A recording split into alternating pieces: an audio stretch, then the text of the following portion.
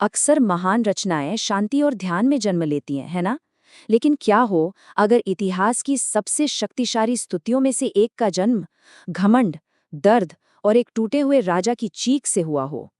आज हम शिव तांडव स्तोत्र की उसी कहानी को जानेंगे। ये कहानी है कि कैसे घमंड का सबसे ऊंचा पहाड़ भक्ति के सबसे गहरे समुंदर में डूब सकता है। ये कहानी है एक राजा के अहंकार और एक देवता के न्याय की। ये शब्द थे 10 सिरों वाले रावण के। एक ऐसा राजा जिसे लगता था कि ये पूरी दुनिया, पूरी सृष्टि उसी के इशारों पर चलती है।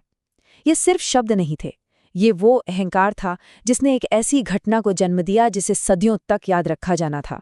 और इन्हीं शब्दों में छिपा था एक असाधारण स्तुति के जन्म का बीज। तो जरा सोचिए उस मंजर के बारे में। अपने सौतेले भाई कुबेर को हराकर लंका का राजा रावण अपने दिव्य पुष्पक विमान में आसमान में गरजता हुआ जा रहा था। उसकी ताकत का कोई मुकाबला नहीं था, और उसका घमंड, वो तो उसकी ताकत से भी कहीं ज्यादा बड़ा था। वो अपनी नजर में अजेय था। लेकिन उस दिन कुछ ऐसा हुआ जो पहले कभी नहीं हुआ था। जैसे ही रावण का विमान एक खास पर्वत के पास पहुंचा, उसकी रफ्तार अपने आप धीमी होने लगी और फिर विमान पूरी तरह से रुक गया। ये तो नामुमकिन था। पुष्पक विमान जो मन की गति से चलता था, आज एक पहाड़ के सामने बेबस खड़ा था। रावण को पहले तो हैरानी हुई और फिर वो हैरानी गुस्से में बदल गई। तभी उस पर्वत के सामने एक विशाल, एक भव्य आकृति प्रकट हुई। वो थे नंदीश्वर, भगवान शिव के द्वारपाल। उन्होंने रावण को चेतावनी दी, हे राजन, यहाँ भगवान शंकर आराम कर रहे हैं। बेहतर होगा कि तुम अपना रास्ता बदल लो और लौट जाओ। ये कोई मामूली चेतावनी नहीं थी, ये एक दिव्य सीमा का ऐलान था। यहाँ पर दो दुनियाएं टकरा रही थीं। एक तरफ थी नंदीश्वर की भक्ति और कर्तव्य, और दूसरी तरफ रावण का वो अहंकार जो किसी के आगे झुकना जानता ही नहीं था। उसने नंदी की बात का मजाक उड़ाते हुए कहा, कौन है ये शंकर और किस हक से वो मेरा रास्ता रोक सकता है? घमंड में इतना चूर कि रावण ने एक ऐसा फैसला लिया जो उसकी जिंदगी की सबसे बड़ी गलती बनने वाली थी। उसने तय किया कि अगर ये पर्वत उसके रास्ते से नहीं हटेगा तो वो इस पर्वत को ही जड़ से उखाड़ फेंकेगा। मतलब उसने सीधे सीधे उस शक्ति को चुनौती दे डाली जो पूरे ब्रह्मांड को चलाती है। और फिर उसने कुछ ऐसा किया जिसकी कोई कल्पना भी नहीं कर सकता था। रावण ने अपनी 20 की 20 भुजाओं को पर्वत की नींव के नीचे डाला और अपनी पूरी ताकत से उसे उठाना शुरू कर दिया। कहते हैं एक पल के लिए तो धरती तक कांप उठी थी। ये किसी राजा की शक्ति का प्रदर्शन नहीं था, ये तो ब्रह्मांड की व्यवस्था को दी गई एक सीधी चुनौती थी। पर्वत पर बैठे भगवान शिव ने रावण की इस कोशिश को महसूस किया, पर उन्होंने कोई बड़ा कदम नहीं उठाया। बिना हिले डुले, बड़ी शांति से उन्होंने बस अपने पैर के अंगूठे से पर्वत पर हल्का सा दबाव डाल दिया। बस एक बहुत ही सहज और सरल सी क्रिया। हाँ, और ये याद रखना बहुत जरूरी है, ये जो जबरदस्त दबाव था ना, ये भगवान शिव की पूरी शक्ति से नहीं आया था।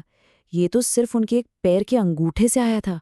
ब्रह्मांड की शक्ति का जरा सा हिस्सा ही रावण के घमंड को तोड़ने के लिए काफी था। और नतीजा भयानक था। जैसे ही शिव ने पर्वत को दबाया, रावण की सारी भुजाएं उसी के नीचे कुचल गईं।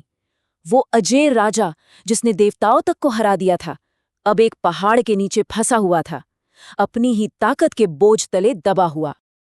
उस पल रावण के मुंह से जो चीख निकली वो कोई आम चीख नहीं थी। कहते हैं उसकी चीत्कार इतनी भयानक थी कि लगा मानो प्रलय आ जाएगी।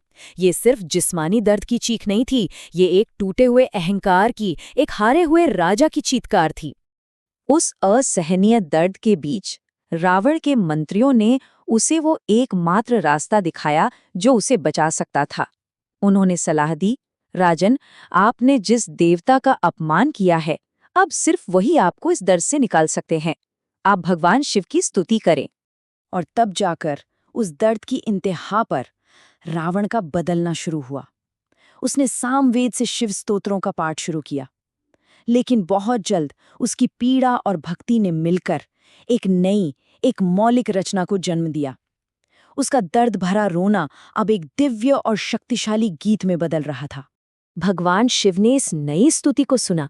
ये स्तुति किसी किताब से नहीं, बल्कि सीधे पीड़ा और भक्ति के संगम से निकली थी। ये इतनी शक्तिशाली और सच्ची थी कि शिव प्रसन्न हो गए। उन्होंने रावण को माफ कर दिया और उसे पर्वत के नीचे से आजाद कर दिया। यही स्तोत्र आज हम सबके बीच शिव तांडव स्तोत्र के नाम से जाना जाता है। एक ऐसा भजन जो शिव के ब्रह्मांडीय नृत्य, उनकी शक्ति और उनकी सुंदरता को बयां करता है। और इसका जन्म हुआ था राजा रावण के हाथों, दर्द और भक्ति के एक अविश्वसनीय पल में। वैसे इसे रावण स्तोत्र भी कहते हैं। और ये कहानी हमें एक बहुत गहरे सवाल पर लाकर छोड़ देती है। क्या भक्ति के सबसे महान अभिव्यक्ति सच में सबसे बड़े दर्द के पलों से ही जन्म ले सकती है? क्या अहंकार का टूटना ही सच्ची श्रद्धा तक पहुंचने का एकमात्र दरवाजा है? इस पर विचार जरूर कीजिएगा।